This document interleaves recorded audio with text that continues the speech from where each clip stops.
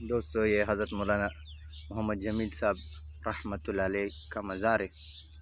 حضرت مولانا محمد جمیل صاحب رحمۃ اللہ علیہ یہ حضرت مولانا مفتی موتی اللہ جمیل صاحب رحمۃ اللہ علیہ کے فرزند تھے اور امام العرب والعجم استاد العلماء تھے، اور یہ رائیونڈ مرکز میں امام بھی تھے اور شیخ الحدیث بھی تھے۔